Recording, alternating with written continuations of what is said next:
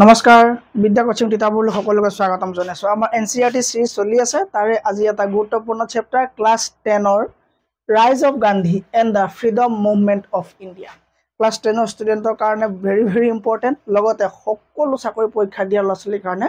এই চেপ্টাৰ বহুত বেছি ইম্পৰ্টেন্ট কাৰণ আমাৰ 9 10 ৰ যেটো কোৰ্স হয় তাৰ মানে 6 7 8 9 10 এইখিনি কিতাপৰ পৰা আমাৰ চাকৰি পৰীক্ষাত মোস্ট প্ৰবাবলি questions বোৰ দেখিবলৈ পোৱা যায় ঠিক আছে তো সেই কাৰণে ক্লাস 10 ৰ ষ্টুডেন্টৰো চাবা এটো ভিডিও আজি সকলে চাকৰি পৰীক্ষাৰ কাৰণে প্ৰিপাৰেচন চলাই আছে লগতে সিটেট আসাম সকলো কাৰণে এই চেপ্টাৰটো নয় কৰিব নোৱাৰি আহিব আৰু মানে কমন চেপ্টাৰ হয় তো আৰম্ভ কৰিছো এটা গুৰুত্বপূৰ্ণ চেপ্টাৰ আমি লাইন বাই লাইন আন্ডাৰষ্টেণ্ডিং কৰিম খুব ধুনীয়াকৈ আমি চেপ্টাৰটো পঢ়িম ঠিক আছে তো চেপ্টাৰটোৰ নাম কি rise of Gandhi and the freedom movement of India ইয়াৰ আগৰ চেপ্টাৰটো আছিল বেংগল পাৰ্টিশন আমি ধুনীয়াকৈ পঢ়ি থোৱা আছে চাব ভিডিওটো আৰু তোমালোকেও চাবা ঠিক আছে ওকে তো ৰাইজ of Gandhi and the freedom movement of India তাৰ মানে গান্ধীৰ উত্থান তাৰ মানে গান্ধীজি কেতিয়াৰ পৰা আৰম্ভণি তো গান্ধীজি যেতিয়াৰ পৰা আৰম্ভণি তাৰ মানে সেই তেতিয়াৰ পৰা ফ্ৰীডম মুভমেন্টৰ কেনেকুৱা ৰূপ ললে মই আগতেও কওঁ যে গান্ধীজি এজন মানুহ নহয় গান্ধীজি এজন যুগ হয় মানে এটা যুগ হয় এটা এৰা হয় ঠিক আছে তো গান্ধীৰ নামতে এটা যুগ আৰম্ভ হৈ যায় তো ৰাইজ অফ গান্ধীজি গান্ধী আৰম্ভণি হোৱাৰ লগে লগে বা গান্ধী উত্থান হোৱাৰ লগে লগে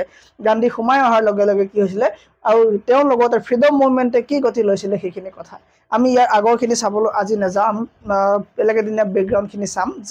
কেনেকৈ আপোনাৰ মডাৰেট এৰিয়া কি আছিল যুগটো কি আছিল কংগ্ৰেছৰ 1885 ৰ পৰা গান্ধীজি সময়লৈকে তাত কেনেকুৱা ধৰণৰ কংগ্ৰেছৰ সিস্টেম বিলাক কেনেকুৱা আছিল তেওঁলোকে কি আইডিঅলজি ফলো কৰিছিলে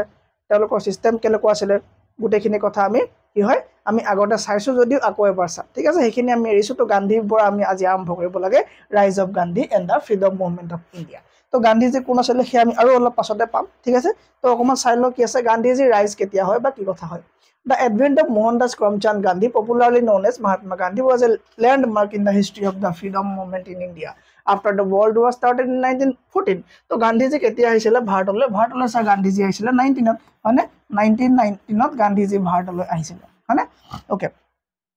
sorry not 1919 1915 ঠিক আছে 1915 গান্ধীজি কি হৈছিল ভাৰতলৈ আহিছিল তাৰ মানে 1914 চনৰ ডিসেম্বৰ মাহতে তেওঁ সাউথ আফ্ৰিকাৰ পৰা ওলাই দিছিল আহি পেলাই 9 জানুৱাৰী তাৰিখে কি কৈছিল তেওঁ আহি পেলাই ভাৰতত উপস্থিত হৈছিল বা পাইছিল ঠিক আছে তো তেওঁ যেতিয়া আহিছিল তো সেইটো সময়ত ওয়াৰ্ল্ড ওয়াৰৰ এটা টাইম হয় হয়নে তো ওয়াৰ্ল্ড ওয়াৰ 1914 তে আৰম্ভ হৈ গৈছিল এই ওয়াৰ্ল্ড ওয়াৰৰ সময়ত আমাৰ ভাৰতৰ মানুহখিনি বহুতখিনি আশ্বাস দিছিল ব্ৰিটেইনৰ ফালৰ পৰা বা এলাইড পাৱাৰটো আমাক কি কৈছিল বহুতখিনি আমাক বিশ্বাসত লৈছিল যে কৈছিল যে তোমালোকক কি দিয়া যাব তোমালোক ডেমক্ৰেসি দিয়া যাব স্বাধীন কৰি দিয়া যাব দেশখন ঠিক আছে দেশখন তোমালোকে নিজৰ মতে শাসন কৰিব পাৰিবা তাৰ কোনো ধৰণৰ ব্ৰিটিছৰ ইন্টাৰফেয়াৰ নাথাকিব তোমালোকৰ মতে তোমালোকে দেশখন কি শাসন কৰিব পাৰিবা ঠিক আছে কিন্তু সেই তেনেকুৱা হৈ নথিলে ঠিক আছে তেওঁলোক যেতিয়া জিকিলে যুদ্ধ যেতিয়া জিকিলে তাৰ পাছত কোনো ইন্টাৰেষ্ট তেওঁলোকে নেদেখুৱালে যে ভাৰতক কি কৰিব তেওঁলোকে স্বাধীন কৰি দিব তেনেকুৱা ধৰণৰ কোনো তেওঁলোকে ইন্টাৰেষ্ট নেদেখুৱালে ঠিক আছে তো এই ধৰণৰ এটিটিউড বিলাক পোৱাৰ পাছত ভাৰতৰ মানুহ বিলাক আৰু অলপ কি হৈ গল হুঁচিয়াৰ হৈ গল আৰু অলপ তেওঁলোক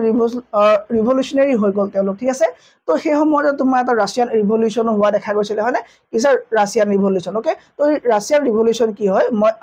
সিবিএসই বোৰ্ডৰ আপোনাৰ যেটো এটা চেপ্টাৰে আছে কি ৰিভলিউশনাৰী কি আছিল নবতে নামটো আৰু ৰাছিয়ান ৰিভলিউশন বুলি এটা চেপ্টাৰ আছে তো সেইটো ক্লাছ মই কৈ থোৱা আছে অলৰেডি আপোনালোকে সেইটো চাব তাত গম পাব যে ৰাছিয়ান ৰিভলিউশনত কেনেকৈ আমি মনাৰ্কি সিস্টেমটো আঁতৰাই পেলাই ৰজা আহিছিল মানে এই যেটো ৰাজতান্ত্ৰিক বা মনাৰ্কি যেটো সিস্টেম তাক অতৰাই পেলাই ডেমক্ৰেসি কেনেকৈ এস্টাবলিশ হৈছিল ৰাছিয়াত তো সেই বিষয় আমাক ৰাছিয়াৰ ৰিভলিউশনত দিয়া দেখা যায় ঠিক আছে the revolution brought home to the nationalist movement in India the fact that immense strength and energy reside in the common people তো এইবিলাক ধৰণৰ যেতিয়া তেওঁলোকে বাহিৰত দেখিবলৈ পালে যে এনেকুৱা ধৰণৰ ৰিভলিউশন হৈ আছে ফাৰ্স্ট ওয়াৰ্ল্ড ওয়াৰ পাছত যেতিয়া ৰাছিয়ান মানে ৰিভলিউশন হল তাত দেখিলে যে কেনেকৈ জনসাধাৰণ বাহিৰলৈ ওলাই আহি পেলাই কেনেকৈ মানে তেওঁলোকৰ যিজন মনাৰ্কি আছিল ৰজা সিস্টেমটো আছিল সেই বিষয়ে মাত মাৰিছিল তাৰ এগেইনষ্টত আহি পেলাই কেনেকৈ তেওঁলোক আন্দোলন কৰি পেলাই তাত কি ইনসিডেন্ট হৈছিল সেই ইনসিডেন্ট বিলাক তেওঁলোক কেনেকৈ পাৰ্টিসিপেট কৰিছিল তো এক্টিভ পাৰ্টিসিপেশন কেনেকুৱা আছিল তো সেইবিলাক দেখি ভাৰতৰ মানুহবিলাক কি হল সজাগ হল বা নেশনালিষ্ট যেটো মানে তেওঁলোকৰ ভিতৰত থকা যেটো এন্থাছিয়াজিম বা তেওঁলোকৰ ভিতৰত থকা নেশনালিজম ভাৱধাৰা ঠিক আছে তো সেইটো গ্ৰো কৰি উঠিলে আৰু লাহে লাহে তেওঁলোক কইলে জাতীয়তাবোধ যেটো ভাৱধাৰা সেইটো তেওঁলোক কইলে তেওঁলোকৰ ভিতৰত কি হল জন্ম হল আৰু তেওঁলোকো মানে ব্ৰিটিছৰ এগেইনষ্টত আহিবৰ কাৰণে বা ব্ৰিটিছৰ যিবিলাক সাল কপট ঠিক আছে সেইবিলাক বুজি পালে যে টেঙৰামি বিলাক ব্ৰিটিছৰ বুজি পালে ঠিক আছে আৰু সেই সময়তে তোমাৰ এজন নতুন ব্যক্তি আগমন হ'ব যিজন নাম হ'ব Mahatma Gandhi. ঠিক আছে, the Russian Revolution immensely influenced the freedom lover people of India to come forward. তো ভাৰতৰ মানুহখিনিক এই ৰিভলিউচনে বহুতখিনি ইনফ্লুৱেঞ্চ কৰিলে যে আমিও আমাৰ দেশত হৈ থকা যিটো স্লেভাৰী চিষ্টেম, আমাৰ দেশত যে ইমান অপ্ৰেছড হৈ আছো, যে আমি অপ্ৰেছৰবিলাকৰ এগেইনষ্টত যে আমি যাব লাগে, তো এই কাৰণে কি পালে সব মটিভেটেড হৈ গ'ল। ঠিক আছে, the stage was set for Gandhi's entry in the national movement, who had already established himself with the leadership in South Africa and in Champaran, Gujarat, Bihar. তাৰমানে এইকেইটা অঞ্চলত গান্ধীজীয়ে নিজকে এজন লিডাৰ হিচাপে কেনেকৈ প্ৰমাণ কৰিছিলে আমি সেইখিনি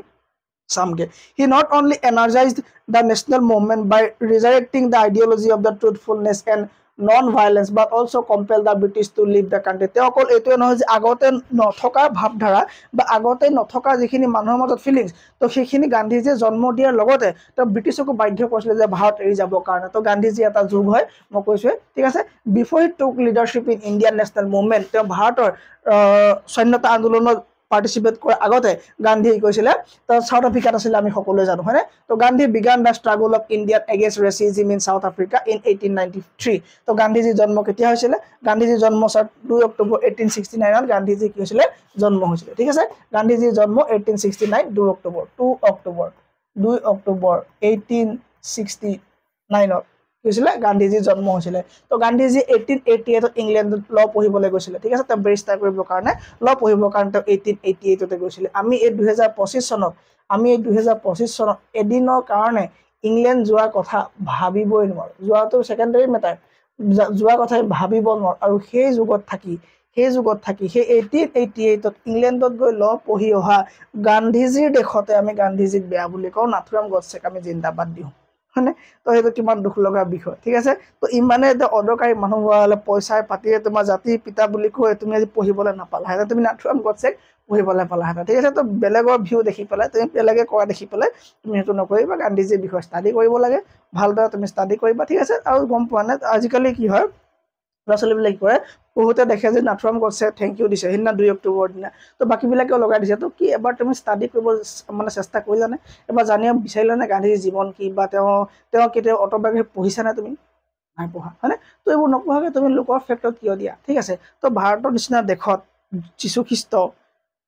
হয়নে, তাৰপৰা তোমাৰ এই গান্ধীজীৰ নিচিনা মানুহে ক্ৰিটিকৰ পৰা, সমালোচনাৰ পৰা বাচি নগ'ল, তুমি মই কোন চোৱা, হয়নে? তো সেইকাৰণে এইবিলাক আমি বহুত চাই চিতি কৰি পেলাইহে এইবোৰত আগবাঢ়িব লাগে। তো গান্ধীজীৰ জন্ম 2 অক্টোবৰ 1869, তেওঁৰ 4টা সন্তান আছিলে, ৰামদাস, দেৱদাস, হৰিলাল, মণিলাল, হয়নে? তো 4টা সন্তানৰ লগতে এজন তুলনীয়া পুত্ৰ আছিলে, নাম আছিলে কি? যমুনালাল বাজাজ। ঠিক আছে, তেওঁ বহুত কম বয়সত 14 বছৰ বয়সত তেওঁ বিয়া পাতিছে। ঠিক আছে, তাৰপৰা তেওঁ ইংলেণ্ডত গৈ ল পঢ়িব গৈছে। তো ল পঢ়া ঘূৰি অহাৰ পাছত তেওঁ কি হয়, তেওঁ সাউথ আফ্ৰিকালৈ যায়। তেওঁ যদিও দিল্লী আৰু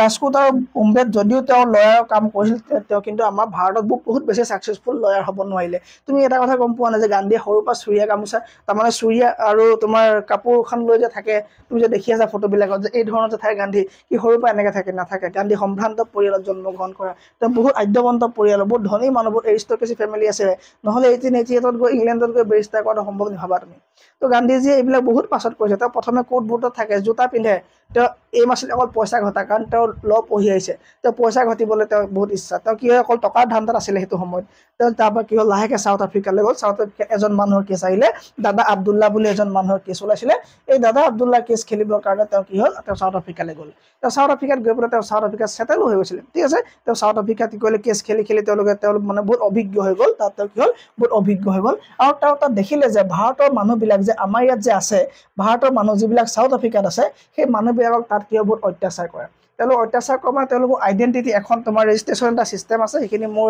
যিবিলাক তোমাৰ ডাঙৰ লেভেলৰ ক্লাছ আছে সেইবিলাকত চালে গম পাবা। আৰু যিবোৰ ইণ্ডিয়ান পলিটি, ইণ্ডিয়ান হিষ্ট্ৰী মোৰ ক্লাছ আছে সেইখিনি চাবা। যদি এই মানে গান্ধীজীৰ বিষয়ে যদি ভালকৈ জানিবলৈ মন আছে, তেওঁ সাউথ আফ্ৰিকাত কি কৰিলে বা কি কাৰণ তেওঁ নাটাল কংগ্ৰেছৰ ফৰ্মেশ্যন কৰিব লগা হ'ল, এই গোটেই কথাখিনি যদি তুমি জানিব খোজা, আগৰ ভিডিঅ'বিলাক চাবা আৰু মানে ইম্পৰ্টেণ্ট ভিডিঅ'বিলাক চাবা, তেতিয়া তুমি তাৰ মানে যিখিনি বেকগ্ৰাউণ্ড হয় গম পাবা। আৰু তোমালোকৰ কি হিচাপত এই চেপ্টাৰ হিচাপত যিখিনি দিয়া আছে মই সেইখিনি তোমালোকৰ এতিয়া এক্সপ্লেইন কৰিব গৈ আছোঁ, হ'ব। তো গান্ধীজীয়ে তাত গৈ দেখিলে যে আমাৰ ইণ্ডিয়ান মানুহবিলাক কি হয়, তাত বহুত ডিছক্ৰিমিনেট হ'ব লগা হয়। তেওঁলোকক ৰাতি 8টা বজাৰ পিছত বাহিৰলৈ মানে ওলাব নিদিয়ে, যিবিলাক মানে মতা মানুহ, হয়নে? তেওঁলোক কাৰণ ভাৰতৰ পৰা ছিংগুল মানুহবিলাকে যায়, তো তাত কি কৰে, এটা সময়তহে তেওঁলোক মানে বেছি ৰাতি হ'লে বাহিৰলৈ ওলাবলৈ নিদিয়ে। ঠিক আছে, কাৰণ এইবোৰ ছিংগল মানুহ হয়। ঠিক আছে, তাত তোমাৰ ফেমিলিবিলাক আছে, তাত মাইকী মানুহ আছে, ছোৱালী আছে, সেইকাৰণে মানে ওলাব নিদিয়ে। এটা এচুতীয়া জেগা তেওঁলোক একেলগে থাকিবলৈ দিয়ে, হয়নে? তেওঁলোকৰ এটা ৰেজিষ্ট্ৰেশ্যন কাৰ্ড দিয়ে, সেই কাৰ্ডটো লৈ তেওঁলোকে 24 ঘণ্টা নিজৰ লগত ৰাখিব লাগিব। কামলৈ যাওক, যি কৰক, হাজিৰা কৰক, তেওঁলোক কাৰ্ডটো লগত ৰাখিব লাগিব। কাৰ্ডটো যদি ফাটি মেলি যায়, তেওঁলোক ভাৰতলৈ ঘূৰি আহিব নোৱাৰে বা তেওঁলোক আইডেণ্টিটি হেৰাই যায় তাতে, হয়নে? তো বহুতখিনি ৰেষ্ট্ৰিকশ্যন বা বহুতখিনি তেওঁলোকে ডিছক্ৰিমিনেট হ'ব লগা হৈছিলে ভাৰতৰ মানুহ চাউথ আফ্ৰিকাত। তেওঁলোকে কোনো ধৰণৰ ন্যায় নাপাইছিলে তাত। আৰু এটা কথা মন দিবা, চাউথ আফ্ৰিকাত তেতিয়াও তোমাৰ কি আছিলে? তেতিয়াও তোমাৰ ব্ৰিটিছৰ ৰাজে আছিলে। তুমি গম পোৱা যে নেলছন মেণ্ডেলা আহিছিলে কেতিয়া? 1994 ইলেকশ্যন হৈছিলে, হয়নে? তোমাৰ কি চেপ্টাৰ নাম? Nelson Mandela a long walk to freedom যিটো আছিলে, হয়নে? সেই চেপ্টাৰ তোমাৰ ধুনীয়াকৈ তাত কোৱা হৈছে, হয়নে? তো যে তাত তোমাৰ কি চাউথ আফ্ৰিকাখন তোমাৰ কি আছিলে? অপ্ৰেছড কাণ্ট্ৰি আছিলে, that was oppressed by England, that was oppressed by white people, হয় নাই? তো হোৱাইট আৰু তোমাৰ কি আছিলে? তোমাৰ ব্লেক পিপুলৰ মাজত ক্লাছ এটা, কনফ্লিক্ট এটা তাত দেখিবলৈ পোৱা গৈছিলে। আৰু লগতে যিটো নেটিভ ইণ্ডিয়ান আছিলে, সেই ইণ্ডিয়ানবোৰ তাত যে গৈ আছিলে, সেইখিনিৰ ওপৰতো বহুতখিনি টৰ্চাৰ তেওঁলোকে কৰিছিলে। ঠিক আছে, তো সেইবিলাকৰ পৰা মানে তেওঁলোকক বচাবৰ কাৰণে গান্ধীজীয়ে কৰিলে তাত তেওঁ কৰিলে, he founded political association known as Natal Indian Congress. তেওঁ নাটাল ইণ্ডিয়ান কংগ্ৰেছ নামৰ এটা কি কৰিলে? তেওঁ এটা ফৰ্মেশ্যন এটা এষ্টাব্লিছ কৰিলে, কি এটা ফৰ্ম, এটা মানে এটা প্লেটফৰ্ম, যে তাত সকলো ভাৰতৰ মানুহ আহিব পাৰে, হয়নে? কি কৰিলে তেওঁ? Known as Natal Indian Congress, Natal Indian Congress বুলি তেওঁ কি কৰিলে? তাত ফৰ্মেশ্যন কৰিলে, এটা অৰ্গেনাইজেশ্যন বুলি ক'ব পাৰা বা এটা এছ'চিয়েশ্যন বুলি ক'ব পাৰা। আৰু তেওঁ লগতে এখন নিউজ পেপাৰ বনালে, যাৰ নাম দিলে ইণ্ডিয়ান অপিনিয়ন। এইটো কিন্তু বহুত মন দিবা, ইণ্ডিয়ান অপিনিয়নটো আহি যায় যে চাউথ আফ্ৰিকাত গান্ধীজীয়ে খোলা বা গান্ধীজী আৰম্ভ কৰা নিউজ পেপাৰখনৰ নাম কি? ইণ্ডিয়ান অপিনিয়ন, NION,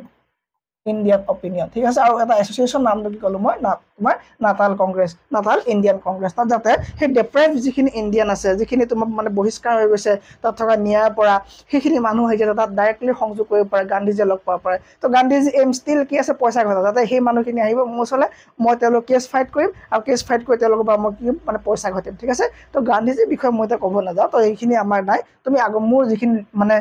এই APSC এক্সাম লেভেলৰ যিখিনি লেকচাৰ আছে, সেইখিনি যদি চাই দিয়া, তুমি সেইখিনি গোটেই গান্ধীজী কোনটো সময়লৈ কি আদৰ্শত কাম কৰিলে তুমি এইখিনি কথা গম পাই যাবা। ঠিক আছে, তো opinion with a view to educating Indian in political matter and give publicity to their grievance. ঠিক আছে, তো সেই মানুহখিনিক ন্যায় দিয়াবৰ কাৰণে বা সেই মানুহখিনি প্ৰাপ্য দিয়াবৰ কাৰণে বা সেই মানুহখিনি পলিটিকেল কথাবিলাক শিকাব বুজাবৰ কাৰণে তেওঁ এটা কি এখন পলিটিকেল আৰু এখন মানে কি নিউজ পেপাৰ এষ্টাব্লিছ কৰিলে বা তেওঁ কৰিলে এখন মানে কি পাব্লিছ কৰে, যাতে তেওঁলোকে সেইখন পঢ়ি পেলাই বা তেওঁ মানে সেইখনৰ যোগেদি অলপ কি হ'ব পাৰে? জ্ঞানী হ'ব পাৰে। It was during this struggle that he used for the first time the weapon of non-violent resistance, later known as Satyagraha against humiliating law. ঠিক আছে, তেওঁ এটাই ৱেপন তেওঁ দেখিলেগৈ যে তেওঁ কি আছিলে? তেওঁ লিঅ' টলষ্টয় আদি ডাঙৰ ডাঙৰ বিখ্যাত লেখকবিলাকক মানে লিখনিবিলাক লৈ পেলাই তেওঁ বহুত প্ৰভাৱিত আছিলে। He was influenced by these writers. ঠিক আছে, তো যেতিয়া তেওঁ এইবিলাক দেখি পেলাই তেওঁ ভাবিলে যে নাই নাই, তোমাৰ হাতত যদি AK-47 থাকে, মোৰ হাতত যদি এটা কেটেপা থাকে, মই তোমাৰ লগত ফাইট কৰিবলৈ যোৱাটো মোৰ কাৰণে এইটো মানে মূৰ্খামি হ'ব নে? হ'ব। সেইটো কথা গান্ধীজীয়ে ধুনীয়াকৈ বুজি পাইছিলে যে ব্ৰিটিছৰ হাতত অস্ত্ৰ শস্ত্ৰ বা ধৰি লৈ ইমান মানে পাৱাৰ আছে, আৰু ময়ো যদি এখন তৰোৱাল লৈ যাওঁ, অভিয়াছলি মোৰ গুলি খোৱাটো কি হয়? একদম ফিক্স হয়। তো গান্ধীজীয়ে দেখিলে যে মই নন ভাইলেঞ্চ কৰোঁ, মই নন ভাইলেঞ্চলি আগবাঢ়িম। ঠিক আছে, তো যেতিয়া আমাৰ অসমতো যেতিয়া প্ৰটেষ্টবিলাক হয়, আমাৰ কি আছে? আমাৰ কনষ্টিটিউশ্যনেল ৰাইট আছে, আমাৰ সাংবিধানিক অধিকাৰ আছে, আৰু ফাণ্ডামেণ্টেল ৰাইট আছে যে আমি কি প্ৰটেষ্ট কৰিব পাৰোঁ, আমি আন্দোলন কৰিব পাৰোঁ। কিন্তু সেই আন্দোলন শুড বি পিচফুল, সেয়া শান্তিপূৰ্ণ হ'ব লাগিব। যদি আমি শান্তিপূৰ্ণ নহয় পেলাই আমি যদি চৰকাৰী আচবাব ভাঙিবলৈ যাওঁ, চৰকাৰী অফিচ ভাঙিবলৈ যাওঁ, যদি আমি বেয়া কিবা কৰোঁ, হয়নে, কাৰোবাক মাৰপিট কৰোঁ, তেতিয়া কিন্তু আমাৰ পিচফুল আন্দোলনটো পিচফুল হৈ নাথাকিব। হয়তো তোমাৰ কি হ'ব? তোমাৰ হিংসাত্মক হ'ব, আৰু সেইটো অপশ্যনলৈকে বা সেইটো চান্সলৈকে বাট চাই থাকে আমাৰ কি গভৰ্ণমেণ্ট। ঠিক আছে, তো তেতিয়াই সেই গভৰ্ণমেণ্টে কৰিব পাৰে তোমাক ধৰিব বা তোমাক এৰেষ্ট কৰিব পাৰে। তুমি যেতিয়ালৈকে তুমি পিচফুল মেইনটেইন কৰি ৰাখিবা, তোমাক কোনোৱে কৰিব নোৱাৰে। দিল্লী ইমান দিন আন্দোলনবিলাক কেনেকৈ হৈছিলে? আমাৰ ইয়াত কা আন্দোলনো হৈছিলে, কিমান ধুনীয়াকৈ চলিছিলে, কোনেও কোৱা নাছিলে ব্ৰিটিছে,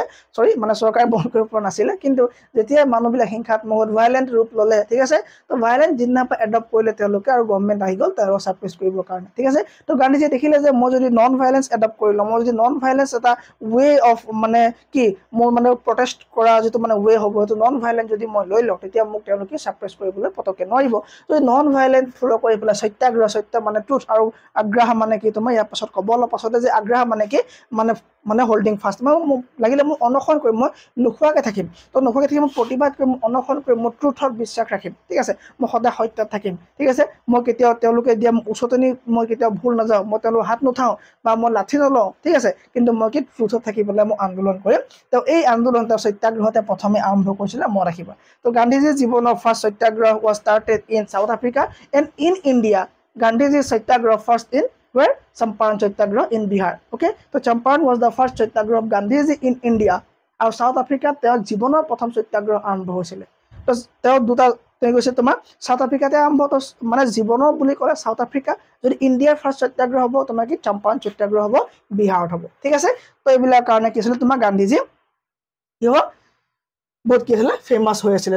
ঠিক আছে ওকে তো গান্ধীজিয়ে তোমাৰ সাউথ আফ্ৰিকাত কি কৰিলে প্ৰথমে সত্যাগ্ৰহ আৰম্ভ কৰে আৰু সত্যাগ্ৰহৰ অৰ্থটো মই তোমালোকক ধুনীয়াকৈ ক'লো ওকে এতিয়া আমি চাব লাগিব যে Gandhi explain the satyagraha was not মিয়াৰ পেচিভ ৰেচিষ্টেন্স গান্ধীজিয়ে কৈছে যে সত্যাগ্ৰহ আমি এডপ্ট কৰি পেলাই আমি ৰেচিষ্টেন্স কৰিব পাৰিম বাধা দিব পাৰিম তেওঁলোকক ঠিক আছে mean intense political activity by large masses of আমি যদি বহুতখিনি মানুহ নন ভাইলেণ্টলি লগ লাগু আৰু যদি আমাৰ বেছ হিচাপে যদি আমি সত্যাগ্ৰহক মানি লওঁ যদি আমি সত্যাগ্ৰহ হিচাপে আমি থাকোঁ যে সত্যাগ্ৰহী আমি সত্যক বিশ্বাস কৰিম নন ভাইলেণ্টলি আমি প্ৰটেষ্ট কৰিম তেতিয়া আমি কি বাধা দিব পাৰিম তেওঁলোকক ঠিক আছে নহ'লে আমি কিন্তু নোৱাৰিম in evolving the concept of Satyagraha, Gandhi was influenced by the writing of Tolstoy and Thoreau. ঠিক আছে তো এইজন বিখ্যাত মানুহৰ পৰা কি হৈছিলে গান্ধীজি কি হৈছিলে তেওঁলোকৰ ৰাইটিংছ বিলাকৰ পৰা তেওঁলোকৰ কিতাপ বিলাকৰ পৰা গান্ধীজি ইনফ্লুৱেঞ্চ হৈ পেলাই এই সত্যাগ্ৰহটো নিজৰ জীৱনত কি কৰিছিলে এডপ্ট কৰিছিলে ঠিক আছে তো এতিয়ালৈকে তুমি পালা এই দুটা পইণ্ট যে গান্ধীজিয়ে কাৰ পৰা ইনফ্লুৱেঞ্চ হৈছিলে ঠিক আছে নন ভাইলেণ্টৰ কাৰণে বা সত্যাগ্ৰহৰ কাৰণে Gandhi's activities in South Africa transformed him into a mature and idealist leader. তো যেতিয়া সাউথ আফ্ৰিকাত এইবিলাক কাম কৰিব ধৰিলে তেওঁ south Africa slowly and gradually সেই মানুহখিনিৰ বিৰুদ্ধে মানে যিখিনি মানে ডেপ্ৰাইভড মানুহ আছিলে যিখিনি বঞ্চিত মানুহ আছিলে সেইখিনি মানুহৰ হৈ পেলাই যেতিয়া ওকালতি কৰিব ল'লে তেওঁলোকৰ প্ৰব্লেমবিলাক ছল্ভ কৰিব ল'লে তেওঁ লাহে লাহে এজন কি মেচিয়ৰ মানুহ হৈ আহিছিলে with this impression he return to India in 1915 তেওঁ 9 জানুৱাৰী তাৰিখে আহি পেলাই ভাৰতত উপস্থিত হৈছিলে আৰু সেই 9 জানুৱাৰী দিনটো এতিয়া তোমাৰ কি বুলি কোৱা হয় NRI ডে হিচাপে চেলিব্ৰেট কৰা হয় মানে নন ৰেচিডেন্স অফ ইণ্ডিয়া ঠিক আছে এইটো এটা ইম্পৰ্টেণ্ট তোমালোকৰ কাৰণে আৰু এটা MCQ ওলাই গ'ল ঠিক আছে he had to be actively involve in become successful in solving 3 local dispute আৰু আহিয়ে তেওঁ প্ৰথমে গম পোৱা নে তেওঁক তাৰ পৰা কৈ পঠাইছিলে তেওঁ যিজন তোমাৰ পলিটিকেল লিডাৰ গোপাল কৃষ্ণ গোখলে বা টলষ্টয়বিলাকৰ যেতিয়া তেওঁলোক কথা পাতিলে তেতিয়া তেওঁ কি ক'লে তেওঁ ক'লে যে চোৱা মিষ্টাৰ মহাত্মা গান্ধী তুমিতো ভাৰতলৈ যাবা ভাৰতত চলি আছে এটা কি নেশ্যনেল মুভমেণ্ট কিন্তু তোমাৰতো তাৰ বিষয়ে কোনো আইডিয়া নাই তুমি এক বছৰ ৱেইট কৰিবা এক বছৰ তুমি গোটেই ভাৰতখন মানে ভালকৈ চাবা চাই মেলি তুমি কি কৰিবা you have to jump ঠিক আছে তুমি তাৰ পৰা তুমি জপিয়া বাগত তোমাৰ ভাৰতত চলি থকা নেশ্যনেল মুভমেণ্টত ঠিক আছে তো তাৰ আগত নহয় তো সেইকাৰণে এক বছৰ তেওঁ ঘূৰিলে মেলিলে 1916 এখন তোমাৰ কংগ্ৰেছৰ মিটিং হৈছিলে সেই কংগ্ৰেছৰ মিটিঙত তেওঁ কি পালে এজন মানুহক লগ পালে আৰু সেই মানুহজনক লগ পোৱাৰ পৰাই চম্পাৰণ সত্যাগ্ৰহ যিটো কৈছিলে তেওঁ সেয়া কাহিনী আৰম্ভ হ'ব মই ক'ম ঠিক আছে তাৰপৰা তোমাৰ খেৰা সত্যাগ্ৰহ কৰিছিল তোমাৰ গুজৰাটত আৰু আহমেদাবাদত হৈছিলে ঠিক আছে এই গোটেইসমূহ 17 পৰা 18 ভিতৰত হৈ পেলাই গান্ধীজিক এজন মানে কি এজন মানে ইনফ্লুৱেঞ্চিয়েল পলিটিকেল লিডাৰ হিচাপে চিহ্নিত কৰিছিলে বা ৰিকগনাইজ কৰিছিলে গোটেই ভাৰতৰ মানুহে চিনি পালে যে হয় এজন ডাঙৰ মানুহ তো কেতিয়াৰ পৰা গম পালে ভাৰতত যেতিয়া তেওঁ এই তিনিটা সত্যাগ্ৰহ কৰিলে ক'ত চম্পাৰণ খেৰা আৰু গুজৰাটৰ আহমেদাবাদত যেতিয়া তেওঁ এইকেইটা সত্যাগ্ৰহ কৰিব গ'ল বা এই ডিস্পিউট যেতিয়া ছল্ভ কৰিলে তেতিয়া তেওঁ কি কৰিলে ভাৰতৰ মানুহবিলাকে চিনি পালে বা এইজনে মহাত্মা গান্ধী হয় ঠিক আছে চম্পাৰণত কি হৈছিলে আমি চাই লওঁ এবাৰ চম্পাৰণত কি কাহিনী আছিলে ঠিক আছে চম্পাৰণ সত্যাগ্ৰহ চোৱা এইখিনি আখৰবোৰ সৰু সৰু হ'ল ভিজিবল হ'ব নাই বাৰু হ'ব একো নাই মোক হোৱাটছআপ কৰিবা মই গোটেই PDF খিনি দি দিম ঠিক আছে যিবোৰ আনচাৰ্ছ আছে যিবোৰ কুৱেশ্যনছ আছে তোমাক কি লাগে তোমাক কোনটো কোৰ্চ লাগে বা কোনটো ভিডিঅ' লাগে বা কোনটো চেপ্টাৰ কোনখিনি আনচাৰ্ছ লাগে কেনেকৈ লাগে চব ছাবজেক্ট তুমি মোক ক'ব পাৰা ঠিক আছে ছায়েন্স হওক ইংলিছ হওক ছ'চিয়েল ছায়েন্স হওক যিকোনো ঠিক আছে অ'কে তো আমি চম্পাৰণ সত্যাগ্ৰহৰ বিষয়ে এবাৰ চাই লওঁ তাত কি হৈছিলে চম্পাৰণ সত্যাগ্ৰহ ঠিক আছে চম্পাৰণ ক'ত আছে বিহাৰত আছে চম্পাৰণ সত্যাগ্ৰহ আছে মানে চম্পাৰণ নামৰ জেগাত কৈছে বিহাৰত আছে অ'কে মই ক'লোঁ আপোনাক যে এজন মানুহ আছিলে কৈছিলে তোমাৰ তেওঁৰ নামটো কি ৰাজকুমাৰ শুক্লা ঠিক আছে ৰাজকুমাৰ শুক্লা নামৰ এজন মানুহ কি কৰিলে তোমাৰ গান্ধীজি যেতিয়া কংগ্ৰেছৰ মিটিং আছিলে সেই মিটিঙত ৰাজকুমাৰ শুক্লা বুলি এজন মানুহ আহিছিলে ক'ৰ পৰা বিহাৰৰ পৰা তেওঁ গৈ পেলাই তেতিয়া চিনি নাপায় যে গান্ধীজি কোন তাত কোনেও গম নাপায় যে গান্ধীজি ইমান ফেমাছ মানুহ এজন ঠিক আছে তেওঁ গৈছিলে এটা ইছ্যু লৈ পেলাই তেওঁ চম্পাৰণত চলি থকা এটা ইছ্যু লৈ পেলাই গৈছিলে তাত মানে কংগ্ৰেছৰ মিটিংখন ইমান ভিৰ দেখিলে তেওঁ ভাবিলে যে মই কাক ক'ম মোৰ এইটো ইছ্যু মই এটা সাধাৰণ জেগাৰ পৰা আহিছোঁ মই খেতিয়ক হয় তো মই খেতিয়ক হিচাপে মই কাক ক'ম এইটো ইছ্যু তাত ঢেৰ মানুহ আছিলে তাৰ এজনক যেতিয়া মানে এই কথাটো এই ৰাজকুমাৰ শুক্লাই ক'বলৈ গ'ল তেতিয়া সেই মানুহজনে ক'লে যে এজন সাউথ আফ্ৰিকাৰ পৰা এজন মানুহ আহিছে সেইজন তেওঁ এজন বৰ ডাঙৰ উকিল হয় তেতিয়াহ'লে আপুনি কথাটোৰ ওপৰত ডিছকাছ কৰক যেতিয়া ৰাজকুমাৰ শুক্লাই গৈ পেলাই গান্ধীজিক লগ ধৰি পেলাই ক'লে যে এনেকুৱা কথা আমাৰ তাত প্ৰব্লেম হৈছে বোলে কি প্ৰব্লেম বোলে আমাক নীল খেতি কৰিবলৈ দিয়ে কি দিয়ে নীল খেতি কৰিব দিয়ে তাক ইণ্ডিগো কাল্টিভেশ্যন বুলি কয় তাক কি বুলি কয় ইণ্ডিগো কাল্টিভেশ্যন বুলি কয় ঠিক আছে এবাৰ মই দেখাইছোঁ এক ছেকেণ্ড কি দিয়ে বোলে আমাক ইণ্ডিগো কাল্টিভেশ্যন কৰিব দিয়ে বা নীল খেতি কৰিব দিয়ে ইণ্ডিগো ইণ্ডিগো মানে কি নীল খেতি নীল খেতি মানে কি কাপোৰত ডাই কৰিবৰ কাৰণে কাপোৰত ৰং দিবৰ কাৰণে তেতিয়া তোমাৰ কি চিন্থেটিক নীল পোৱা নগৈছিলে বা লেবৰেটৰীত প্ৰস্তুত হোৱা কালাৰ প্ৰস্তুত নহৈছিলে এটা খেতি কৰিব লগা হয় নীল খেতি প্ৰতি 20 কঠা মাটিৰ ভিতৰত তোমাৰ 3 কঠা মাটিত বলপূৰ্বকভাৱে জবৰদস্তিভাৱে তোমাৰ কি কয় ব্ৰিটিছে ফাৰ্মাৰবিলাকক পিজেণ্টবিলাকক নীল খেতি কৰিবলৈ দিয়ে ঠিক আছে পিজেণ্টবিলাকক নীল খেতি কৰিবলৈ প্ৰতি 3 কঠা মাটিত ওকে তাৰপৰা নকৈ জানো হ'ব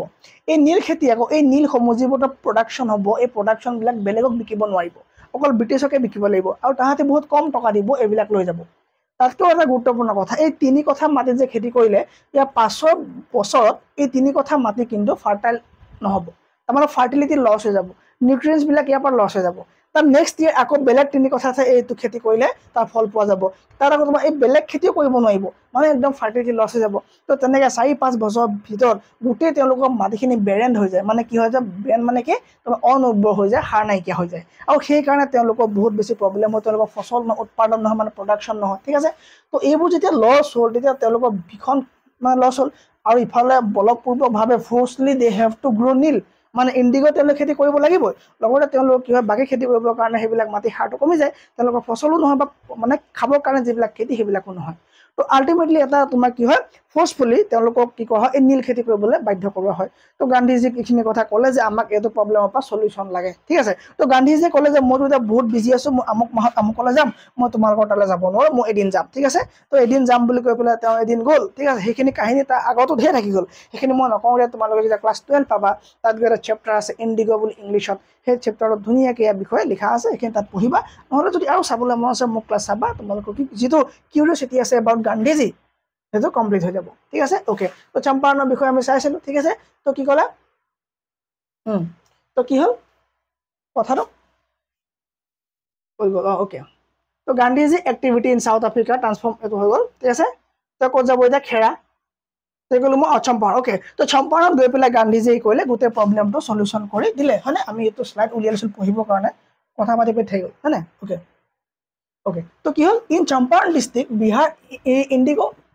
farmers were exploited by British planter under the 3 Kathia system এই যে 3 কঠাত যে খেতি কৰিব লাগে এই 3 কঠা সিস্টেম তোমাক কি বুলি কয় 3 কাঠিয়া সিস্টেম বুলি কয় এই বিষয়ে তুমি পাৰিলে লিখিবা এক্সামত ঠিক আছে 3 কাঠিয়া সিস্টেম বুলি কয় সিস্টেমটো ওকে এই 3 কাঠিয়া সিস্টেম কি কৰে ফোৰ্স কৰে মানে পিজেন্ট বিলাকক to grow indigo on a portion of their land at unprofitable rate often leading to debt and poverty আৰু তাৰ কাৰণে তেওঁলোকে যেতিয়া কম পইচা পায় তেওঁলোকৰ ইমান কষ্ট কৰিবলৈ তেওঁলোকে লোন ল'ব লগা হয় ডেপ্ট ল'ব লগা হয় তাৰ পৰা তেওঁলোক কি হয় দুখীয়া হৈ যায় Gandhi was invited by local farmer Rajkumar Shukla to investigate আৰু তাৰ এজন লোকেল ফাৰ্মাৰ নাম কি ৰাজকুমাৰ শুক্লাক মাতি নিয়ে ৰাজকুমাৰ শুক্লা গান্ধীজীক মাতি নিয়ে এই কেছটো বিষয়ে আমাক সহায় কৰিবৰ কাৰণে গান্ধী গৈ পালেগে ঠিক আছে and British order to leave আৰু গান্ধীজী ক'লে যে তুমি ইয়াৰ পৰা যোৱা ক'লে ব্ৰিটিছে ক'লে and conducted A detail survey of village আৰু গান্ধীজীয়ে তেনেকুৱা নকৰি পেলাই গোটেই গাঁওখন তেওঁ গান্ধীজীয়ে ছাৰ্ভে কৰিলে he used non violent protest by refusing to obey the eviction notice of mobilise এইটো চাবা দেই গান্ধীজী আমি সিটো ছাইডে অকণমান চাই লওঁ ঠিক আছে চোৱা তো যেতিয়া 1917 সময় বা 1917 to 18 যিটো সময় ঠিক আছে সেই সময়ত গান্ধীজী একদম নতুন মানুহ শিকাৰৰ মানুহ এবিচিডেৰিয়ান বুলি কয় এইটো এবিচিডেৰিয়ান মানে একদম নতুন মানুহ তেওঁ মানে লাৰ্নাৰ ঠিক আছে তো সেই সময়ত গান্ধীজীয়ে যে অলপ টাইম ল'লে যে ৰাজকুমাৰ শুক্লাক মই যাম বাৰু মই ভাবি চাম যাম হয়নে তো সেই সময়ত কি ভাৰতৰ বেলেগ জেগাত প্ৰব্লেম নাছিলে নেকি আছিলে প্ৰব্লেম তো তেন্তে বেলেগ জেগাত নগৈ তেওঁ চম্পাৰণ কিয় গ'ল তাতো আমাৰ কথা আছে যে চম্পাৰণত তেওঁ উইন হোৱা তেওঁ যিটো কামৰ কাৰণে যাব তেওঁ সলিউশ্যন কৰি পাৰিবনে নোৱাৰি আগত চাব লাগিব তেওঁ দেখিলে যে মোৰ তাত মানে মোৰ জিকাৰ বা মই প্ৰব্লেম সলিউশ্যন কৰাৰ পাৰ্চেন্টেজ বহুত বেছি আছে তো সেইকাৰণে তাত কি হ'ল গান্ধীজী গ'ল ওকে তাত গৈ পেলাই তেওঁ ব্ৰিটিছৰ লগত কথা বতৰা পাতি এনকুৱাৰী কমিটি বহাই মেলি কি কৰিলে গান্ধীজী লাষ্টত জিকিলেগে ঠিক আছে গান্ধীজী জিকাৰ পাছত মানে এই ব্ৰিটিছে ক'লে যে আমি সম্পূৰ্ণ এবলিছ কৰি দিম কোনো ধৰণৰ 3 কঠীয়া চিষ্টেম আমি নাৰাখোঁ কোনো ধৰণৰ মানুহক আমি ফ'ৰ্চ নকৰোঁ যে তেওঁলোকে নীল খেতি কৰিব লাগে আৰু তেওঁলোকক যিখিনি কিছে ফাৰ্মাৰ্ছক কিছুমান কি দিলে যিবিলাক তেওঁলোকে মানে ফাণ্ডিং কৰিছিলে ন মানে পইচা তেওঁলোকৰ মানে 25% পইচা উলুটাইহে দিলে গান্ধীজীৰ কাৰণে কোনে পালে এই ফাৰ্মাৰখিনিয়ে কি পালে পইচা উলুটাই পালে তো গান্ধীজী অলপ লাহে লাহে ফেমাছ গোটেই বিহাৰত গান্ধীজী বাবা বাবাহঁতো যে আমাৰ কাৰণে একদম মানে ভগৱান হৈ গৈছে গান্ধীজী শ্ল'লি এণ্ড গ্ৰেজুৱেলি তাৰ 5 বছৰতে 1918 গান্ধীজী যাব এতিয়া খেৰালে ঠিক আছে খেৰা তোমাৰ ক'ত আছে গুজৰাটত আছে খেৰা সত্যাগ্ৰহ কৰিব খেৰা ক'ত আছে গুজৰাটত আছে তাত কি হ'ল তাৰ গুজৰাটৰ ফাৰ্মাৰবিলাকে ফেচ কৰিলে এটা প্ৰব্লেম কি প্ৰব্লেম ছাৰ ফেমাইন মানে তোমাৰ কি ক্ৰপ ফেইলিয়াৰ মানে দুৰ্ভিক্ষ খাবলৈ নাইকিয়া আকাল খাবলৈ নাইকিয়া আকাল পৰা বুলি কয় যে হয়নে ঠিক আছে খাবলৈ নাইকিয়া মানে ফুড ক্ৰপ ফেইলিয়াৰ হৈ গ'ল ঠিক আছে তো ফেমাইন হ'ল তাৰমানে ক্ৰপ ফেইলিয়াৰ হৈ গ'ল ডিউ টু ফ্লাড আৰু প্লেগ তাত বানপানীৰ প্লেগৰ কাৰণে প্লেগ মানে কি PLAGUE প্লেগ মানে কি তোমাৰ এটা বেমাৰ যি তোমাৰ এন্দুৰে কামুৰিলে হয় বা এন্দুৰৰ পৰা হয় বা নিগনি বা ৰেটৰ পৰা হয় এটা বেমাৰ তাক প্লেগ বুলি কয় তুমি চাগে তোমাৰ ফাৰ্ষ্ট চেপ্টাৰটোত পাইছা ইংলিছৰ যে a plague of locust would remain more on this তেনেকুৱা কিবা লাইন আছিলে যে যদি প্লেগ যদি মোৰ ইয়াত যদি লকাষ্ট নামৰ পোকটোৰ প্লেগো হ'লহেঁতেন এই হেল ষ্টৰ্মত যিবিলাক গছৰ পাত সৰিলে তাতকৈ কম সৰিলেহেঁতেন ইমান ধুনীয়া লাইন এটা কৰা হয়নে যে প্লেগ অফ লকাষ্ট মানে কি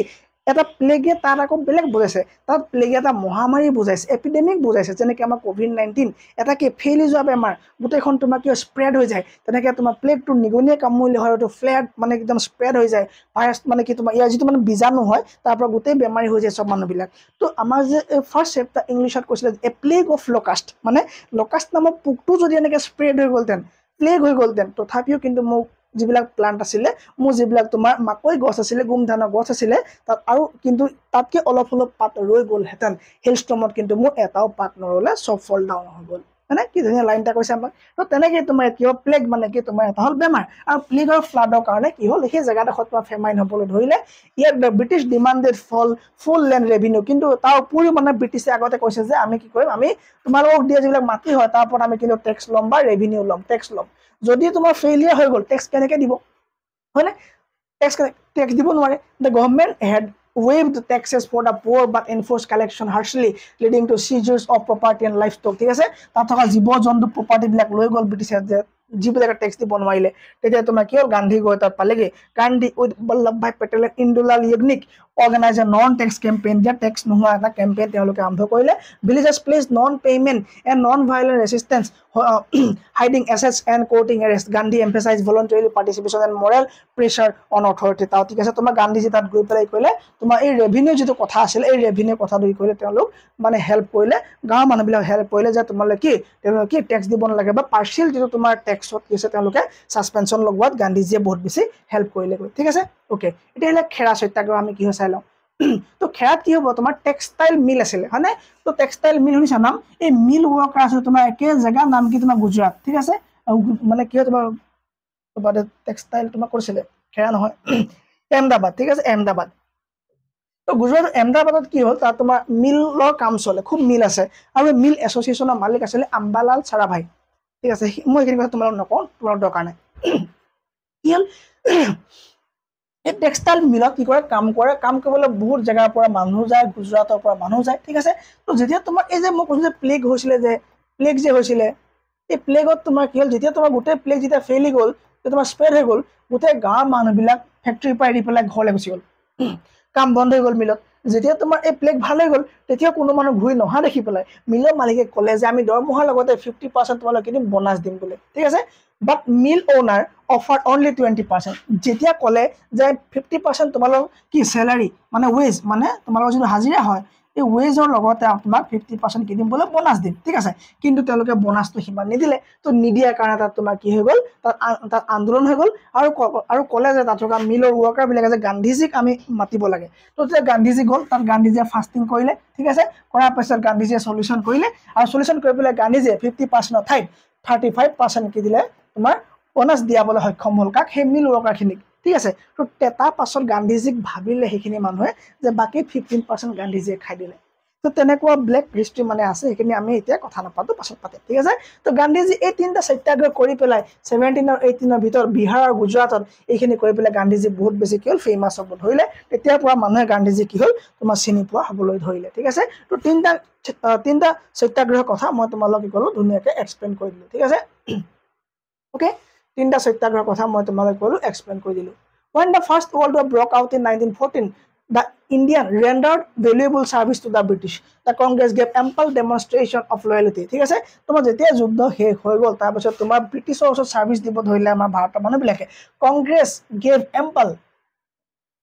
কংগ্ৰেছে কি দিলে এম্পল ডেমনষ্ট্ৰেশ্যন দিলে যে আমি লয়েল হয় ঠিক আছে বহুতখিনি ধুনীয়া ক'লে আমি লয়েল মানুহ কাৰ ওচৰত ব্ৰিটিছৰ ওচৰত এম্পল মানে কি এম্পল সাউন্ডস লাইক টেম্পল মইতো যেতিয়া পঢ়া তেতিয়া কওঁ ample sounds like temple sounds like temple মানে কি স্যার টেম্পল মানে মন্দিৰ স্যাৰ ইয়াত কোপা আহিলে এইটো শব্দ টেম্পলৰ লাইক টেম্পল মানে কি স্যাৰ মন্দিৰ আৰু টেম্পল ভাৰতত কম আছে নে স্যাৰ বহুত টেম্পল আছে মানে এম্পলৰ অৰ্থ বহুত temple sounds like temple meaning ভাৰতত ধেৰ মন্দিৰ আছে তো টেম্পল মিনিং বহুত ধেৰ ঠিক আছে তো ভাৰতত কংগ্ৰেছে দেখুৱালে যে আমি বহুত লয়েল হয় তোমাৰ ওচৰত দেখুৱালে ঠিক আছে কিন্তু Gandhi showed great enthusiasm and urged the Gujarat peasant to join the army if they want to win Swaraj or self rule ঠিক আছে তেতিয়া ক'লে যে গান্ধীজি যে তোমালোকে কৰা জয়েন কৰা আৰ্মিত জয়েন কৰি দিয়া আৰু গান্ধীজিও আছিল হেতু মানে হেফালৰ মানুহ ঠিক আছে যে তোমালোকে যদি স্বৰাজ বিচাৰা তোমালোকে আৰ্মিত জয়েন কৰা ঠিক আছে until 1918 চনলৈকে he was a supporter of the British government তো সেই সময়লৈ গান্ধীজি ব্ৰিটিছৰ ফালে আছিলে কাৰণ কংগ্ৰেছও আছিলে কি লয়েল দেখাবলৈ বিচাৰিছিলে কংগ্ৰেছে লয়েল দেখাবলৈ বিচাৰিছিলে কাক ব্ৰিটিছক ঠিক আছে আৰু গান্ধীজিও 1918 চন মানলৈকে ভাবিছিলে যে ব্ৰিটিছক আমি মাত্ৰ মানে দৰখাস্ত লিখি পেলাই মানে পিটিশন মানে লিখি পেলাই যে আমি ব্ৰিটিছৰ পৰা সহায় পাব পাৰিম নেকি কিন্তু তেনেকুৱা হোৱা নগলে সেইকাৰণে 1918 লৈকে Gandhiji was also a supporter of the British government. The expectation of Indian nationalists for major political gain after the Great War of 1914-18 remained unfulfilled. ঠিক আছে কাৰণ কি তেওঁলোকে কৈছিলে যে যেতিয়া 1914 যেতিয়া যুদ্ধ আৰম্ভ হৈছিলে তে তেওঁলোকে কৈছিলে যে আমাৰ লগত জয়েন কৰা ঠিক আছে মানে ব্ৰিটিছৰ আৰ্মিক লাগে সব ব্ৰিটিছৰ আৰ্মি লাগে তো ব্ৰিটিছৰ আৰ্মিত জয়েন হ'বলৈ মানে তোমাৰ হেৰিয়ে কৈছে মহাত্মা গান্ধীয়ে কৈছে যে আমাক স্বাধীনতা দি দিব তো ব্ৰিটিছে আমাক লোভ দিছিলে যে তোমালোকে আমাক জিকাত সহায় কৰা এই যুদ্ধত আমাক জিকাত সহায় কৰা তেতিয়া আমি তোমালোক স্বাধীন কৰি দিম তোমালোকক আৰ্মি দিয়া সাপোৰ্ট দিয়া ইণ্ডিয়া ঠিক আছে তো সাপোৰ্ট দিলে তো যেতিয়া এটা জিকিলে আমাক কি কৰিলে তেওঁলোকে 1918 যেতিয়া ব্লক আউট হৈ গ'ল মানে যেতিয়া শেষ হৈ গ'ল ওৱাৰ তেতিয়া তোমাৰ কি হৈ গ'ল কংগ্ৰেছক ধৰি মহাত্মা গান্ধীও মানে ব্ৰিটিছক সাপোৰ্ট কৰিবলৈ এৰি দিলে ঠিক আছে ওকে তো কি হ'ল তেওঁলোকৰ যিটো আশা আছিল সেইটো কি হ'ল আনফুলফিল হ'ল দ্য পোষ্ট ৱাৰ মানে ৱাৰৰ পাছত ইয়াৰ্ছ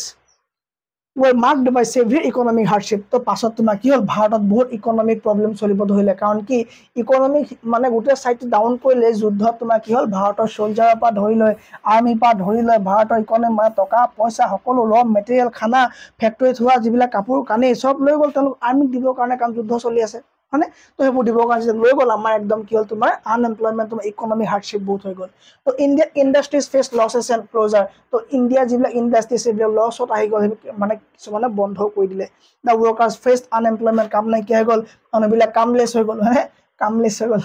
ৱাহ কি ধুনীয়া ৱৰ্ড কামলেছ মানে কি যাৰ কাম নাই হয়নে কাম নাইকিয়া হৈ গ'ল ওকে তাকে আমি কি বুলি ক'ম কামলেছ বুলি ক'ম অসমীয়াত এইটো হ'ব আছাংলিছ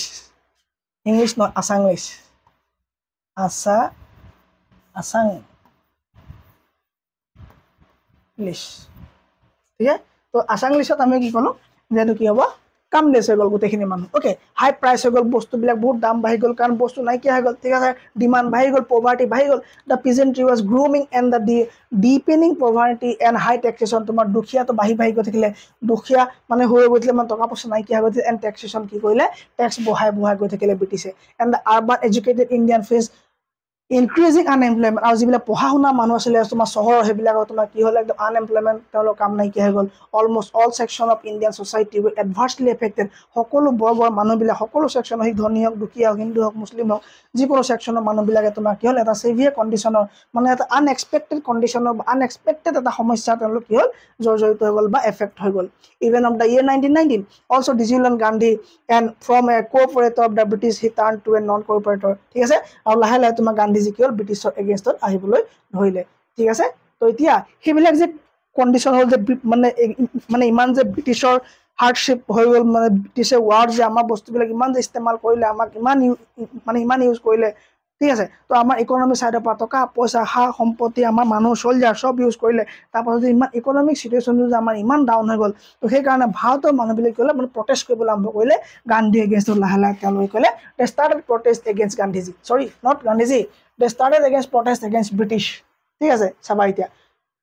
কিয় আহিব লগা হ'ল এই কণ্ডিশ্যনটো কি প্ৰটেষ্ট কৰিলে তাৰ ফলত কি হ'ল সেই গতিকে কথাখিনি চাম ঠিক আছে চোৱা হোৱাট ইজ ৰলাট এক্ট ৰলাট এক্ট বুলি এখন এক্ট আহিব আৰু সেইখন বেকগ্ৰাউণ্ডটো আমি আগতে চাম অ'কে চোৱা after the world war 1914 to 1918 1914 পৰা 1918 লৈকে যে ৱৰ্ল্ড ৱাৰ ফাৰ্ষ্টখন চলিছিলে তাৰপাছত কি হ'ল India had contributed significantly to the British war effort over 1.3 million Indian soldiers fought and the economy was strained by inflation and famine যেতিয়া এই যুদ্ধ হ'ল এই যুদ্ধত ভাৰতে বহুতখিনি ত্যাগ কৰিলে বহুত কণ্ট্ৰিবিউশ্যন কৰিলে তেওঁলোকৰ যুদ্ধত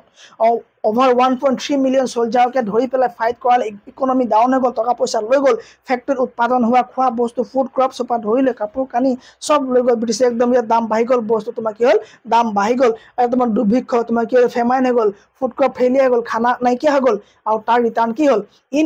তাৰ ৰিটাৰ্ণ কি দিলে ভাৰতৰ মানুহে Indian nationalist including leader like Mahatma Gandhi and those in the Indian national Congress expected greater self governance and reform such as the promise Montagu-Chelmsford reform, which introduced in a limited provincial self-rule. However, the British perceived rising unrest, including strikes, communal tension, and revolutionary groups like Gadhar Party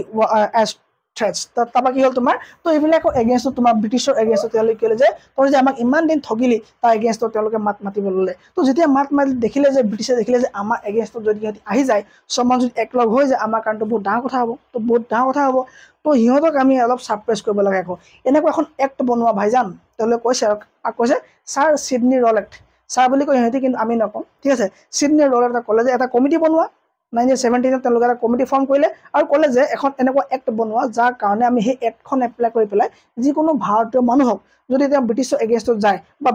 যদি ব্ৰিটিছে সন্দেহ কৰে কিবা criminal বুলি তাক arrest কৰিব পাৰে মাত্ৰ সন্দেহ কৰিলে হ'ল ক্ৰাইম কৰক নকৰক ছেকেণ্ডেৰী মেটাৰ ডাইৰেক্ট আমি তেওঁক মানে এৰেষ্ট কৰিম তাক কোনো প্ৰমাণ নালাগে আমাক কোনো উকিল সি ৰাখিব নোৱাৰে ঠিক আছে ডাইৰেক্ট আমি এৰেষ্ট কৰিম আৰু মেক্সিমাম 2 বছৰলৈকে আমি তাক জেলত ভৰাই দিব পৰা এখন এক্ট বনাব লাগে আৰু সেই এক্টখনকে কি বুলি কয় ৰলাট এক্ট বুলি কয় তো Rowlatt act nothing but it is a anarchical and revolutionary act which was established which was formed by which was passed by British ঠিক আছে তো harass Indian okay চাবা in 1917 the Governor General Lord Chelmsford আসলে এটো সময় ঠিক আছে appointed a committee under the chairman of Justice Sidney Rowlatt ঠিক আছে তো Sidney Rowlatt আন্ডার এখন এক্ট পাস কৰিলে বা এখন কমিটি বনাই পেলাই এখন এক্ট বনালে ঠিক আছে যিখন এক্টত তো ইনভেষ্টিগেট কৰিবলৈ ক'লে যে nature and the extent of revolutionary activities এই যে ৰিভলিউচন যে কৰিলে তেওঁলোকে যিমান যে মানে এই হুলস্থুল যে কৰিলে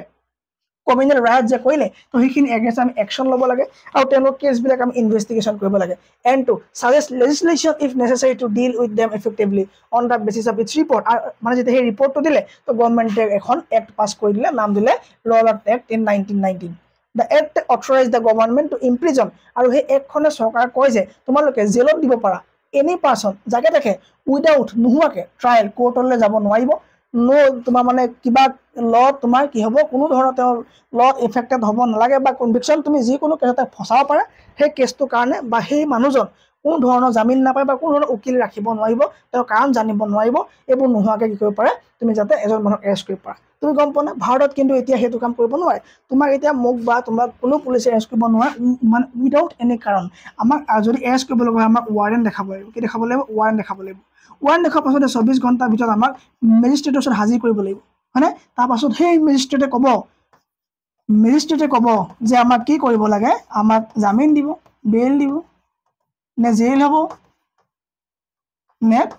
জুডিচিয়েল কাষ্টাডি বা পুলিচ কাষ্টাডিকে আমাক দিয়া যাব ঠিক আছে তো সেইকেইটা কথা তোমাক কি হ'ব মেজিষ্ট্ৰেটৰ ওপৰত কি হ'ব ডিপেণ্ড কৰিব ঠিক আছে তো কিন্তু এই এক্টখনৰ মতে কি হ'ব যাকে তাকে এৰেষ্ট কৰিব পাৰে একো সোধপোছ নাই ডাইৰেক্ট জেলত ভৰাই দিয়ে 2 বছৰৰ কাৰণে 2 ইয়াৰ্ছলৈকে ঠিক আছে আৰু গান্ধীজীয়ে এইখনৰ নাম দিলে ব্লেক এক্ট গান্ধীজীয়ে এই এক্টখনৰ নাম কি দিলে ব্লেক এক্ট আন্ধা কানুন নাম দিলে নে গান্ধীজীয়ে নাম দিলে ঠিক আছে হ'ব ওকে এইটো হৈ গ'ল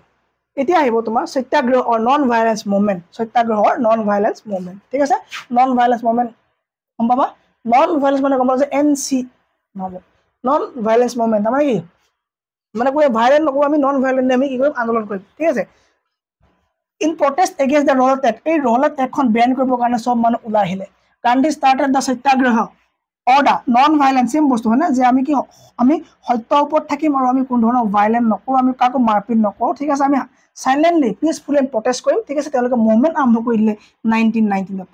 ঠিক আছে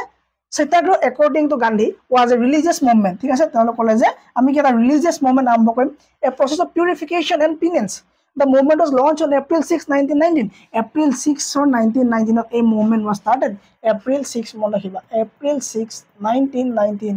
ঠিক আছে non-violence movement was started by Gandhiji with a day of hartal আৰু সেই দিনটো মানে কি এটা দিন হৰতাল ৰাখিলে মানে সব দোকান ৰাখিলে বন্ধ ৰাখিলে when business was to be suspended and the people were not fast and pray the movement gradually became a mass movement লাহে লাহে movement লাগিল ডাঙৰ বিশাল movement লৈ কি গল হৈ গল ধে মানুহ লগ লাগিলে it project Gandhi as an all India leader with immense potential আৰু এই আন্দোলনটো পুৰা গান্ধীজি এজন সৰ্বভাৰতীয় লিডাৰ মেইন লিডাৰ হিচাপে কি হৈ গল তো জনাজাত হল গান্ধীজিয়ে সৰু সৰু বিলাক সত্যাগ্ৰহ কৰিলে চম্পাৰণ খেৰা গুজৰাট কৰিলে গান্ধীজি এতিয়া মন ডাঙৰ লিডাৰ হ'বলে সব আন্দোলনতে ভাগ ল'ব চাবা ঠিক আছে তাকি অল ইন্ডিয়া এজন লিডাৰ হিচাপে তেওঁ ক'লে আকৌ তেওঁ কিন্তু এৰেষ্ট কৰিলে সেই আন্দোলন যদিও কি হ'ল পাব্লিক ডিমান্ডত কি কৰিলে তেওঁ আকৌ এৰি দিয়া হ'ল the government on its part crushed the movement with a heavy hand আৰু কিন্তু এই মুভমেন্টটো বেছি ডাঙৰ হ'ব নিদিলে কিন্তু কৰিলে গভৰ্ণমেণ্টে তাক ক্ৰাশ কৰিলে মানে ভংগ বা তাক সাপ্ৰেছ কৰিলে এই মুভমেন্টটো ঠিক আছে ওকে তো সেই মুভমেন্টৰ সময়ত তোমাৰ কি হৈছিল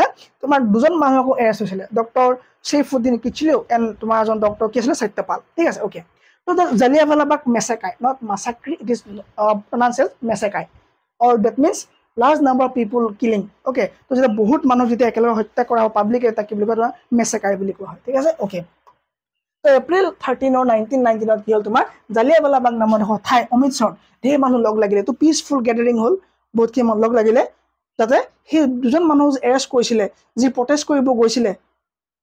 যে প্ৰটেষ্ট কৰিব গৈছিলে যে এই জালিয়ানৱালা সৰি এই যে ৰলাট একখন বেন কৰিবৰ কাৰণে যে প্ৰটেষ্ট কৰিব গৈছিলে আৰু তাত যে এৰেষ্ট কৰিলে সেইখিনি মানুহ সেইখিনি ৰিলিজ কৰিব লাগে আৰু লগতে ৰলাট এখন বেন কৰিব লাগে এই এনাৰ্কিকেল ৰিভলিউচন এখন বেন কৰিব লাগে যাৰ কাৰণে আমাৰ বহুত মানুহ আমাৰ ইণ্ডিয়ান বহুত ভাই ভনী কি হৈছে একো অপৰাধ নকৰাকে একো ক্ৰাইম নকৰাকে তেওঁলোক কি জেল দিয়া হৈছে সেই কাৰণে তেওঁলোকে মানে প্ৰটেষ্ট কৰিছিলে আৰু প্ৰটেষ্টত যে এৰেষ্ট হৈ গ'ল তেওঁলোক মুক্তি দিব কাৰণে দে কি হল তোমাৰ তেওঁলোক কি হল গেদাৰ্ড হল ঠিক আছে within a week of the হৰতাল যে হৈছিল 6 এপ্ৰিলত a considerable part of Punjab was convulsed with agitation on 10 April Dr. Satyapal and Dr. Saifuddin Kichlew two popular leader of the province মানে পাঞ্জাবৰ দুজন মানুহ were arrested and deported from Amritsar লৈ যোৱা হ'ল ঠিক আছে on April 13 আৰু সেই কাৰণে April 13 কি হ'ল a public meeting was held in Jallianwala Bagh in Amritsar আৰু এই অমৃতসৰ নামৰ এই জালিয়ানৱালা বাগ নামৰ ঠাইত গোটেইখিনি মানুহ লগ লাগিলে জেনেৰেল ডায়াৰ নামৰ অফিচাৰ আছিলে মানে আৰ্মি জেনেৰেল আছিলে যি অৰ্ডাৰ দিলে কি কৰিব কাৰণে ট্ৰুপ বিলাক দি পেলাই দুৱাৰ বিলাক মানে বন্ধ কৰিলে দুৱাৰ বিলাক নহয় দুৱাৰ কলেখন সেইটো তোমাৰ মাত্ৰ এটা এন্টি আছিলে ঠিক আছে এটা এন্টি আছিলে এটা এক্সিট আছিলে যি পঞ্চায়তৰ মাজত এটা কিছিলে মানে পুখুৰী আছিলে ঠিক আছে তো এই মানুহখিনি যে পিছফুলি যে গেদাৰ হৈছিলে এই মানুহখিনি মাৰিবৰ কাৰণে ট্ৰুপ দি পেলাই ৰাস্তাত বন্ধ কৰিলে আৰু বন্ধ কৰাৰ পাছত আৰ্মি জেনেৰেলে আৰ্মি বিলাক লৈ পেলাই এইখিনি পাইকে ফায়াৰ কৰিবলৈ অৰ্ডাৰ দিলে আৰু ফায়াৰ তোমাৰ কি হ'ল বহুতখিনি মানুহ মৰিলে আৰু বহুতখিনি মানুহ কি হ'ল অন ডেড হ'ল মানে জখম হ'ল ঠিক আছে বহুতখিনি মানুহ কি হ'ল তাত জখম হ'ল বা দুখ পালে ঠিক আছে okay took no steps to prevent it from being held the meeting ground was enclosed on all sides সকলো সাইডৰ পৰা মিটিং হোৱা জায়গা বন্ধ আছিল by high walls and had one narrow entrance মাত্ৰ এটা সৰু ৰাস্তা আছিল ওলোৱা সোমোৱাৰ কাৰণে under the order of General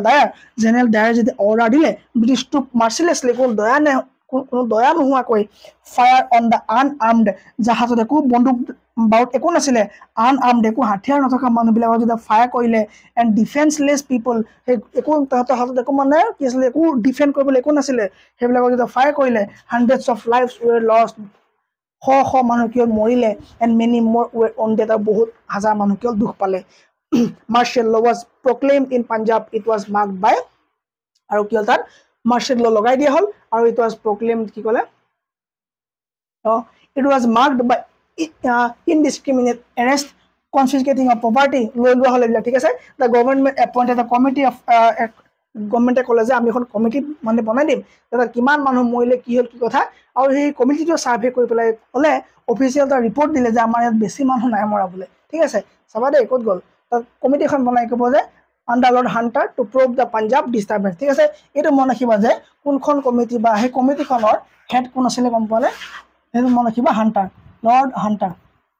lord Hunter আণ্ডাৰত এখন কমিটি বনোৱা হ'ল আৰু এই কমিটিখনে ৰিপৰ্ট দিব যে কিমান মানুহ মৰিলে কিমান নাই খুব কম মানুহ মৰিলে বুলি তেওঁলোকে কয় আৰু এই আন্দোলনটো যে হ'ল এই যে ইমানখিনি যে লাৰ্জ পিপুল যে মৰিলে এই ঘটনাটোত ভাৰতৰ দুখ হৈ পেলাই ভাৰতৰ মানুহে কি কৰিলে লাইক ৰবীন্দ্ৰনাথ টেগৰৰ নিচিনা মানুহে তেওঁক দিয়া নাইটহুড যিটো উপাধি আছিলে ব্ৰিটিছৰ পৰা দিয়া এই উপাধিটো ঘূৰাই দিলে এগেইনষ্ট অফ জালিয়াৱালাবাগ মেছেকাৰ জালিয়াৱালাবাগ গণহত্যাটো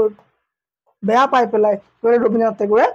ব্ৰিটিছে দিয়া যিটো উপাধি আছিলে সেইটো তেওঁলোকে মানে ব্ৰিটিছক কি কৰিলে ঘূৰাই দিলে যে তহঁতৰ উপাধি আমাক দৰকাৰ নাই ঠিক আছে নেক্সট আহিব আমাৰ খিলাফত মুভমেণ্ট নেক্সট ক্লাছত আমি আকৌ আলোচনা কৰিম খিলাফত মুভমেণ্টৰ আমি কণ্টিনিউ কৰিম ছেকেণ্ড ক্লাছৰ কাৰণে মোক কমেণ্ট দিব লাগিব যে ছাৰ ছেকেণ্ড ক্লাছটো সোনকালে লাগে ঠিক আছে and subscribe for second class. Thank you very much.